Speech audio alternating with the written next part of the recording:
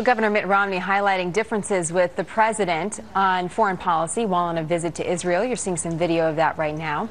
The governor never mentioned the president by name, but he did say that preventing Iran from obtaining a nuclear weapon should be America's top national security priority. One of Governor Romney's supporters going one step further, accusing the president of not taking the lead on Iran or Syria. Take a listen.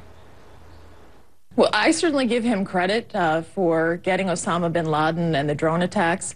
But Candy, let's be clear of where we are. Let's look at the situation right now in Syria, where essentially he's outsourced leadership to the United Nations. And is it a surprise that China and Russia don't want to support freedom in Syria?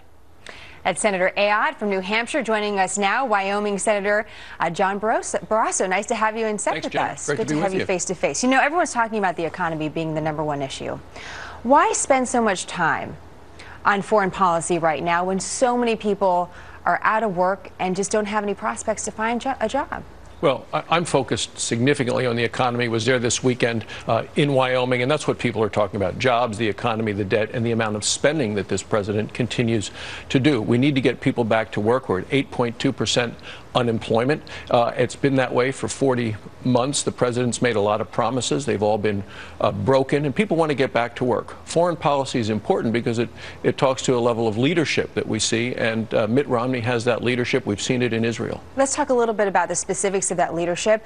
Some have suggested that when they heard Mitt Romney speak about specifically the issue when it comes to Iran and Israel, he sounds very similar to the president and the president's stance on Iran and Israel. What would you highlight as the key differences that Mitt Romney, or President Romney, would bring to the table on that issue? Well, it's Mitt Romney's strength in dealing with this issue. The president has come really kicking and screaming to the table in regard to sanctions against Iran. The Senate passed sanctions. The president lobbied against them twice in 2009 as well as last year in 2011.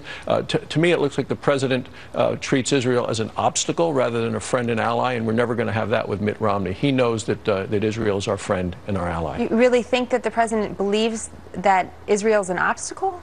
Well, I believe that he's been treating Israel like an obstacle. His relationship with the Prime Minister of Israel today is probably a low point in relations between the United States president and the Prime Minister, maybe the last 35 years in the history between these two nations. So, yes, I think it is at a low point. The relationship is frosty. And what does that mean when you take this back to the voters in Wyoming, for example? What does that mean for them, that type of relationship?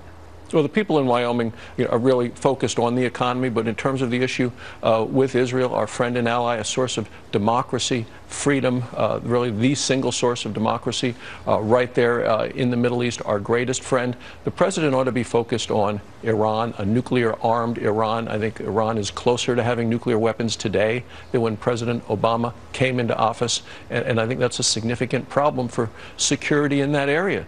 The president continues to, seem to me at least, to blame Israel for an Israeli-Palestinian relationship, when in fact the president ought to be focusing on Iran. 99 days out from the election. And the Olympics are on the television. When you're watching them, at least in New York State, popping up on every commercial break is the president with a campaign ad, even in New York State. And so it comes to the issue of driving the conversation. And I'm curious your thoughts on this, because there have been some criticisms of the GOP of being out of touch with the American people. How do you change that 99 days out from the election, bring it back to jobs, get Mitt Romney back here in the United States? What is the first move you think the GOP needs to make in these 99 days to really make sure that they're competitive for this election? All we have to do is play President Obama's own words. If you have a business, you didn't build it, somebody else did. In Wyoming, I hear a lot about that, and people are hearing it all around the country. Every community, there's a bakery where somebody's there early and working till late at night, a dry cleaner, a car wash, you name it, all around the communities, the florists. People get up early, they work hard, they have built these businesses. Barack Obama didn't make that happen. He says the private sector is doing fine. It's not, and he needs to realize that. All we need to do is continue to show that President Obama is is really out of touch, and he's inherited a bad economy. He's made it worse. Do you think, in only about 30 seconds here, that there's going to be some sort of compromise on the tax issue before the election comes into play, or do you see that going past the election? Well, the president wants to raise taxes at a time with economics like this, and I think it's wrong to raise taxes on anyone during economic times like this. The Democrats in the Senate voted to raise the death tax last week, which is going to hurt farmers, ranchers, small business owners. But do you see coming together there in the weeks that we have before the election? I think you're going to see that after the election in the lame duck session. Senator Barrasso, nice to have you with us Thanks today. for having me. Great to have you in Thank you, person. Jenna.